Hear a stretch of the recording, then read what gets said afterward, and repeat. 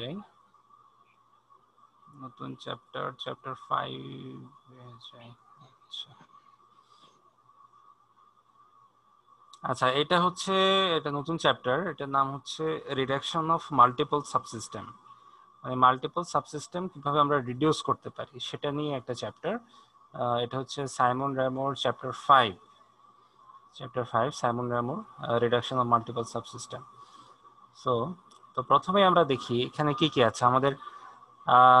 যেমন এগুলোকে সিগন্যাল বলে, এগুলো সিগন্যাল, এবং এটা হচ্ছে সিস্টেম, সিগন্যাল, আর এটা হচ্ছে একটা সিস্টেম।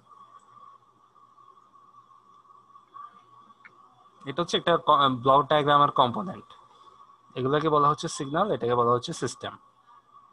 এখন সামিং জাংশন কোনটা? সামিং জাংশন হচ্ছে এটা, যে এরকম যে জাংশনটা থাকে, এই ধরনের জাংশনকে বলা হয় সামিং জাংশন। যেমন একটা সিগন্যাল আসছে সেটা পজিটিভ, আর একটা আসছে সেটা পজিটিভ, আর একটা আসছে সেটা নেগেটিভ। তো ফাইনাল আউটপুটটা কি হচ্ছে? R1 plus R2 minus R3। এভাবে তিনটা সিগন্যাল আমরা দেখছি।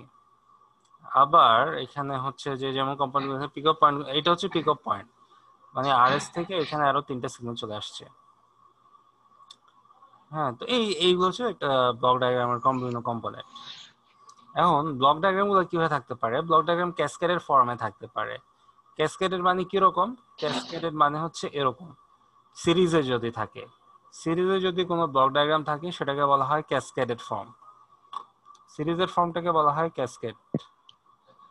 ঠিক আছে, ব্লক ডায়াগ্রাম যদি সিরিজে থাকে সেটাকে ক্যাসকেডেড ফর্ম বলতেছে, অর্থাৎ G1 G2 G3। যেমন এখানে RS আর এখানে আউটপুট হচ্ছে X2, তাহলে X2 টা কি? X2 হচ্ছে G1S ইন্টু RS। আবার এখানে X1 সমান সমান হচ্ছে G2 ইন্টু X2। তো X2 এর ভ্যালুটা বসাইছে আর G2 এর ভ্যালু বসাই দিচ্ছে, আর G2 তো G2 আছে। এখানে কি? এখানে CS সমান হচ্ছে G3 ইন্টু X1। G3, তো X1 সমান কত? এই ভ্যালুটা। তো আলটিমেটলি আমরা এভাবে এটাকে কমন এভাবে লিখতে পারি, G1 G2 G3 এভাবে লেখা যায়, কারণ আমরা CS এর ভ্যালু জানি। ঠিক আছে, সো এটাই। তো CS সমান সমান হচ্ছে এইটা ইন্টু RS। তো এটা দেখছি G1 G2 G3 into RS থাকছে, মিলে গেছে। এটা হচ্ছে ক্যাসকেডেড ফর্ম। সিমিলারলি প্যারালাল ফর্ম আছে। প্যারালাল ফর্মটা কিরকম? যে এখানে থাকে G1 G2 G3 তিনটা ব্লক আছে। G1 transfer function, G2 transfer function, G3 transfer function. এখন এখানে X1 কে, X1 হচ্ছে RS ইন্টু G1S, X2 হচ্ছে RS ইন্টু G2S, আর X3 হচ্ছে RS ইন্টু G3S। এরপরে তিনটাকে আবার এক সামিং জাংশনে করছে, সাম আপ করে এটা পাওয়া গেছে। তো সিরিজ সমাধান পাওয়া যায়। এরপরে এটাকে আবার যখন আমরা আবার রিডিউস করলে আবার দেখো এখানে G1 হচ্ছে প্লাস মাইনাস, রাইট? G1 সিগন্যালটা হচ্ছে প্লাস মাইনাস G1S, G2 টা হচ্ছে প্লাস মাইনাস G2S, আর G3 টা হচ্ছে plus minus G3S। So ultimately আমরা ফাইনালি এটা পাই। এই হচ্ছে আমাদের প্যারালাল ফর্ম। আরেকটা ফর্ম আছে ফিডব্যাক ফর্ম। ফিডব্যাক ফর্মটা কি? এখানে ফিডব্যাক আসে H1 H2, G2 G3, এরকম ফিডব্যাক থাকে। তো যেমন G2 আর G3, G1 G2 G3 তিনটাকে আমরা রিডিউস করে আমরা G লিখতে পারি। আবার এখানে H1 আর H2 কে রিডিউস করে H লিখতে পারি। আলটিমেটলি কি হচ্ছে? আলটিমেটলি আমরা লিখতে পারি CS, এটা হচ্ছে RS, আর এটা হচ্ছে GS by 1 plus minus GS into HS। ঠিক আছে, এভাবে এটা হচ্ছে একটা ফর্মুলা, এটা হচ্ছে ফিডব্যাকের ফর্মুলা। ফর্মুলাটা কি? আমাকে এটা দেখতে হবে, এখানে কি আছে, উপরে কি আছে, নিচে আছে HS, তাহলে GS ইন্টু HS, আর সামনে থাকবে 1 plus minus GS into HS। তো আমরা এখানে দেখবো কিভাবে রিডিউস করে। আমাদের এখানে এক্সাম্পল আছে, এক্সাম্পলের রিডাকশনটা দেখবো, block diagram reduction. Block diagram রিডাকশনের এক্সাম্পল দেখার পরে আমরা করব, ডিসিশন নিব। ঠিক আছে, আউটপুটটা কি, মানে আমাদের ফাইনাল আউটপুটটা কি আসে, ওয়ান স্টেপ বাই স্টেপ আমরা এটা চেক করব।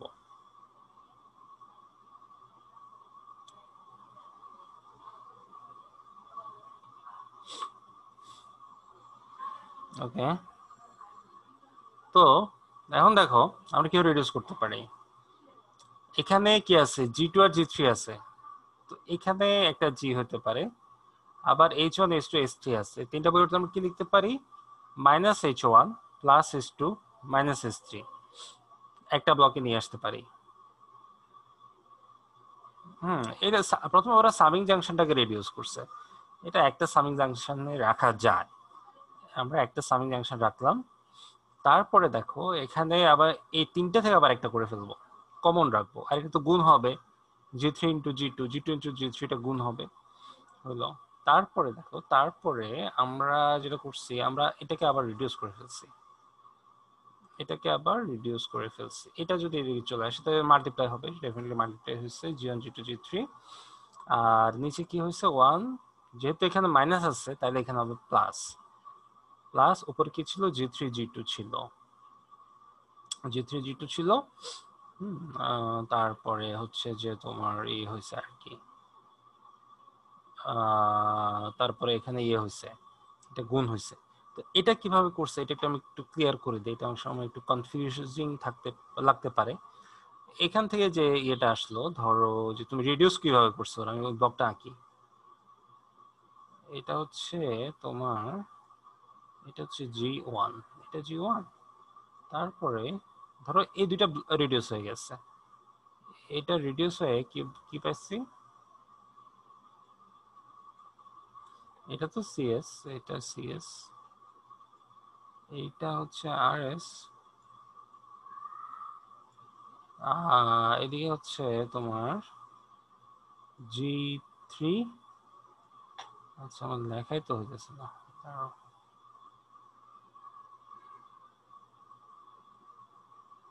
এইটা হচ্ছে G3 G2 G3 G2, আর নিচে হচ্ছে 1 প্লাস, যেহেতু এখানে মাইনাস আছে, G3 G2 ইন্টু এই টার্মটা, এই টার্ম। তারপর আবার যখন এটাকে আমি রিডিউস করব তখন এই G1 দিয়ে এটা মাল্টিপ্লাই হবে, তখন এটা মাল্টিপ্লাই হয়ে যাবে, মাল্টিপ্লাই হলে কি হবে, এটা উপরে চলে আসবে, G1 G2 G3, আর নিচে তো যা আছে তাই, G3 G2 H1 - H2 + H3।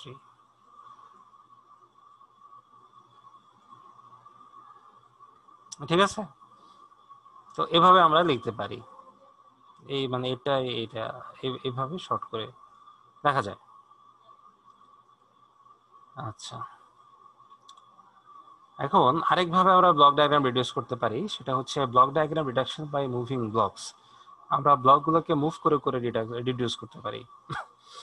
যেমন এখানে যদি আমরা এই ডান থেকে বামে নিয়ে আসতে চাই তাহলে এরকম হবে, আবার যদি বাম থেকে ডানে নিয়ে আসতে চাই তখন আবার এভাবে দিতে হবে, এটা আমরা ম্যাথ করার সময় দেখব। আবার পিক আপ পয়েন্ট যদি এরকম হয়, এই ডান থেকে আমি যদি বামে নিয়ে আসি তাহলে এরকম হবে, আবার যদি আমি যদি বাম থেকে ডানে নিই তখন আবার এরকম হবে। এটা হচ্ছে পিক আপ পয়েন্টকে মুভ করে করে কিভাবে আমরা ব্লক ডায়াগ্রাম করতে পারি, ডিজাইন করতে পারি। আচ্ছা, তো এই টাইপের একটা দিয়েছে এক্সাম্পল 5.2, ঠিক আছে, এটা হচ্ছে 5.2, এই ধরনের একটা এক্সাম্পল 5.2।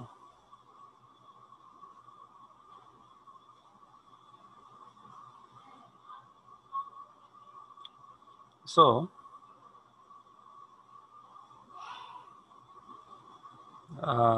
5.2 তে আমরা দেখি এই এক্সাম্পলের ব্লক ডায়াগ্রামটা খেয়াল করি।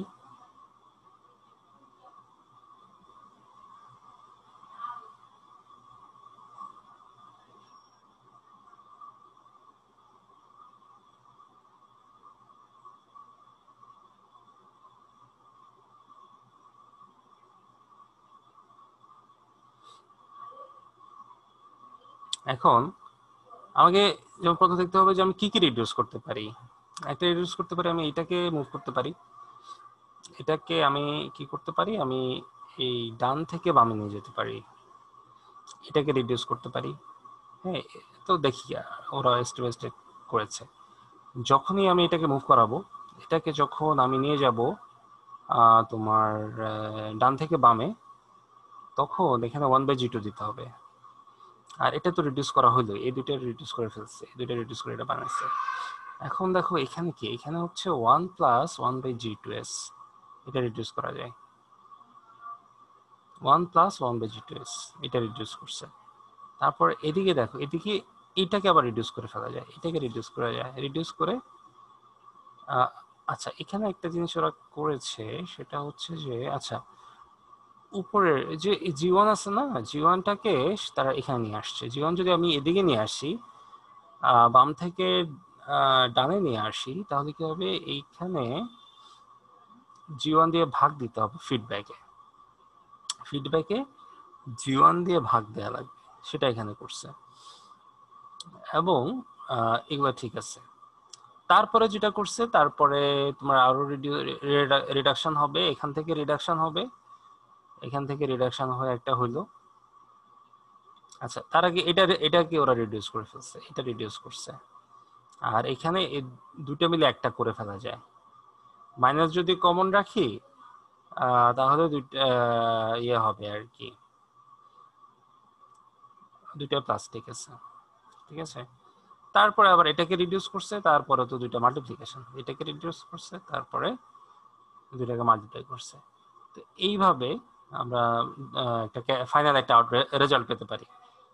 হ্যাঁ, এটা হচ্ছে finally multiply the two cascaded blocks and obtain the final result. আমরা এভাবে ফাইনাল রেজাল্ট পেতে পারি।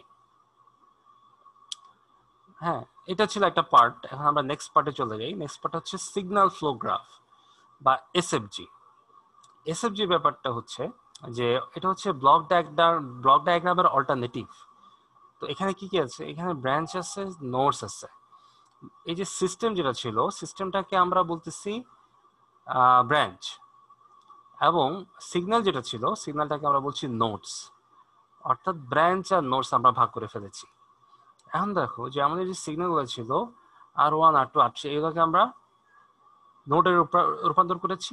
আর যে ব্লকটা ছিল সেটাকে আমরা ব্রাঞ্চে, যা সিস্টেমটা ছিল সেটাকে আমরা ব্রাঞ্চে কনভার্ট করেছি। তো করার পরে এই ধরনের কিছু হতে পারে, মানে এইভাবে আমরা ড্র করব। এখন ওরা একটা এক্সাম্পল দিচ্ছে যে দেখো এটা কিভাবে করে। কনভার্ট দ্য ক্যাসকেডেড মানে হচ্ছে এইটা, parallel and feedback forms of the block diagram. আচ্ছা এখন দেখো এটা কিভাবে করে, আমি একটা ছবি এঁকে দেখাই দেই। ধরো প্রথমে তোমাকে ঠিক করতে হবে আমার এখানে ইয়ে আছে কয়টা,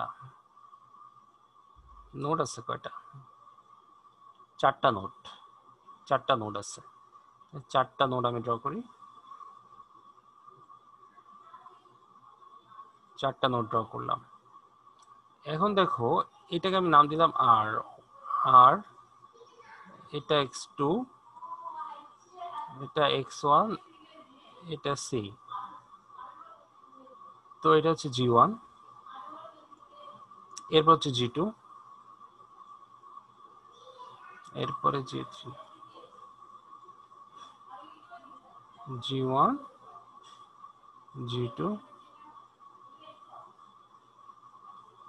g3, ঠিক আছে। তো এই হচ্ছে আমাদের তিনটা সিস্টেম, g1 g2 g3, আর x2 x1, আর এটা হচ্ছে c। এইভাবে আমরা কনভার্ট করতে পারি।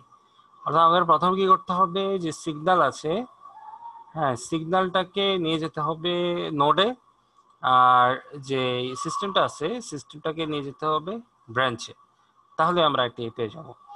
সিমিলারলি এটাও করছে, এটাও তাদের প্রথমে যেটা করতে হবে, তোমাকে নোড ঠিক করে নিতে হবে কয়টা নোড আছে।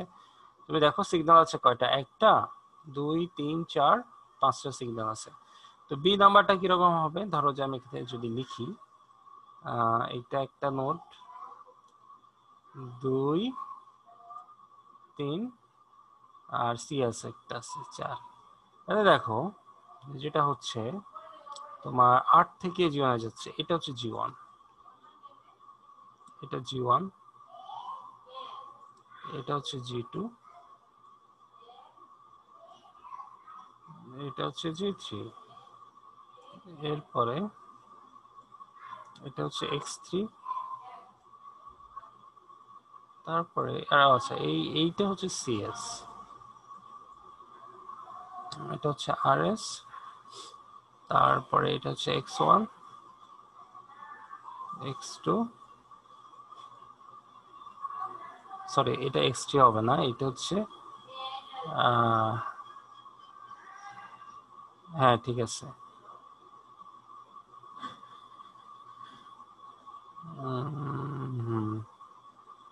x2 হচ্ছে ওকে। আচ্ছা এটা একটু দেখি তো, জাস্ট মিনিট। এটা প্রথমটা, আচ্ছা হ্যাঁ দেখো এই যে সেকেন্ডটা, ঠিক আছে, এইটা এটা এটা এভাবে হয় আর কি। যদি ধরো এখানে এখানে কিন্তু কোনো ওয়েট নাই, ওয়েট যদি না থাকে তাহলে সেটা হচ্ছে যে তোমার যদি ধরো ওয়েট নাই, এখানে কোনো ওয়েট নাই তাই না, এই টাইপের হবে আর কি, single nodes with the system branches. হ্যাঁ তো এটা মানে সি এর সাথে যে কানেক্ট হয়েছে ওই নোডের ওয়েট কিন্তু 1, জি1 বা জি2 এরকম কোনো ভ্যালু নাই। তো সিমিলারলি ফিডব্যাকও এভাবে করা যেতে পারে, ফিডব্যাকের ইয়ে হয়। সো আমরা একটা প্রবলেমে চলে যাই 5.6। এই প্রবলেমে দেখো, এই প্রবলেমে ওরা কি মিন করেছে,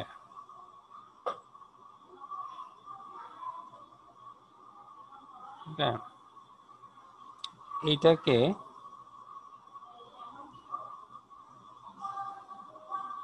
এই করতে হবে।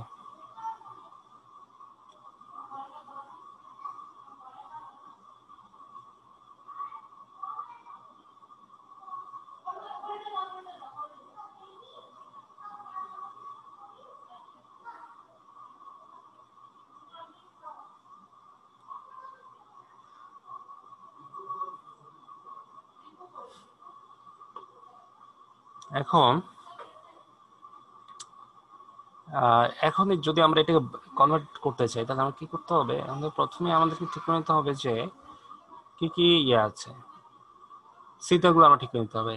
এই একটা আরএস, তারপর ভি1 ভি2 ভি3 সবগুলো সিগন্যাল ড্র করতে হবে। ড্র করার পরে কানেকশন দিতে হবে। এখন কানেকশন দেওয়ার পরে দেখো আমরা যে কানেকশনটা দিয়ে দিব, কানেকশন দেওয়ার পর এটাকে আবার আমরা রিডিউস করতে পারবো। এই যে এটা ভি1 থেকে ভি3 পর্যন্ত আমরা কিন্তু জি1 দিয়ে রিপ্রেজেন্ট করতে পারি, এই দুটো মিলে একটা করতে পারি, ঠিক আছে। সেটা কিভাবে করব, এই যে দেখো এখানে আমরা একটা করে ফেলছি, এটা হচ্ছে কনভার্সন। এরপর আর রিডিউস করার দরকার নেই, ইটস এনাফ, আর রিডিউস করা যাচ্ছে না। এটা হচ্ছে আমরা সিগন্যাল ফ্লো গ্রাফটাকে আমরা সিম্পলিফাই করেছি। এরপর হচ্ছে ম্যাসনস রুল, ম্যাসনের সূত্র। ম্যাসনের সূত্রটা কি, ম্যাসনের সূত্রটা হচ্ছে যে সিগন্যাল ফ্লো গ্রাফ থেকে আমরা কিভাবে একটা সিঙ্গেল ট্রান্সফার ফাংশন পেতে পারি,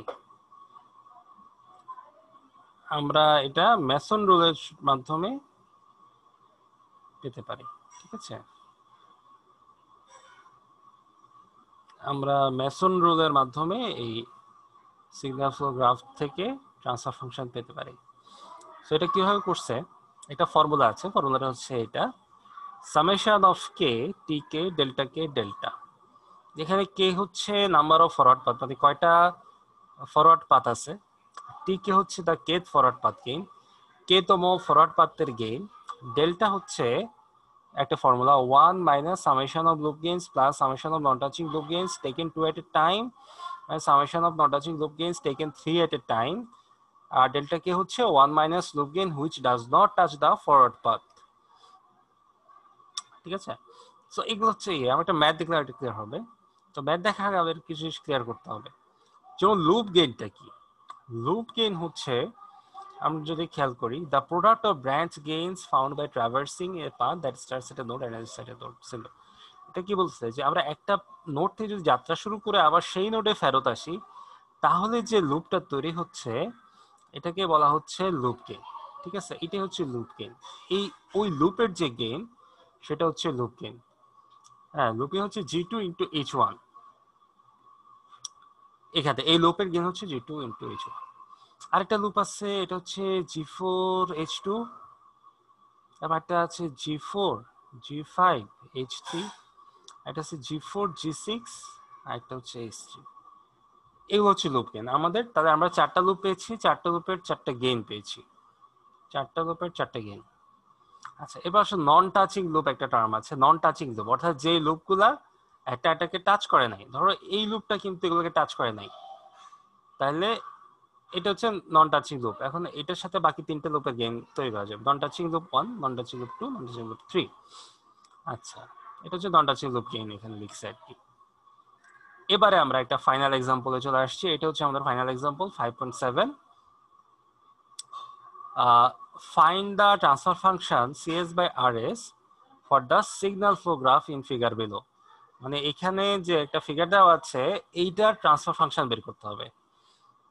এইটার ট্রান্সফার ফাংশন আমাদেরকে বের করতে হবে। সো এটা কিভাবে করব, লেটস সি। তো প্রথমে দেখো,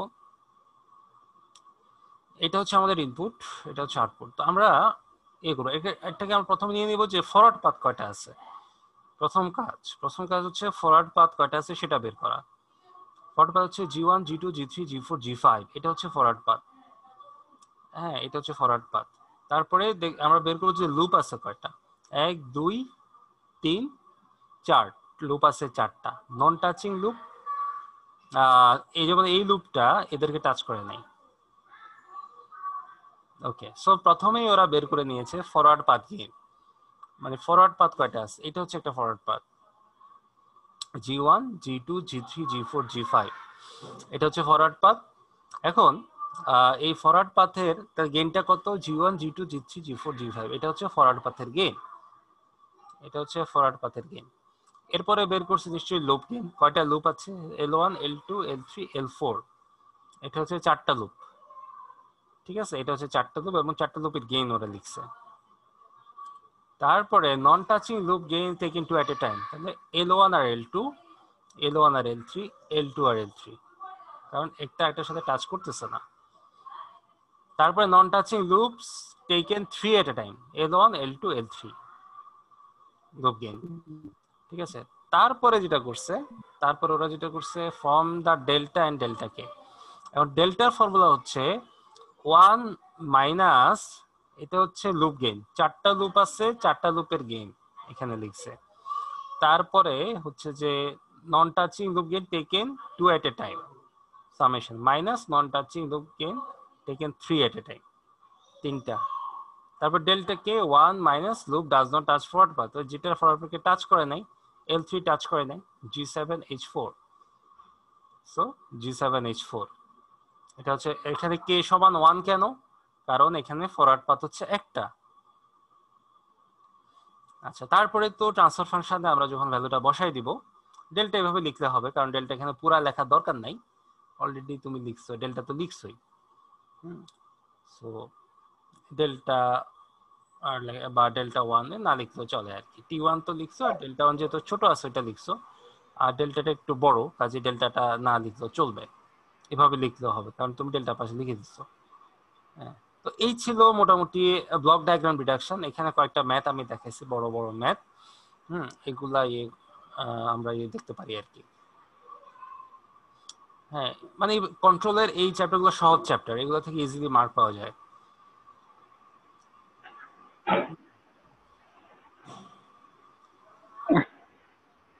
আচ্ছা আচ্ছা, এখন কিছু জিনিস একটু আলোচনা করতে হবে।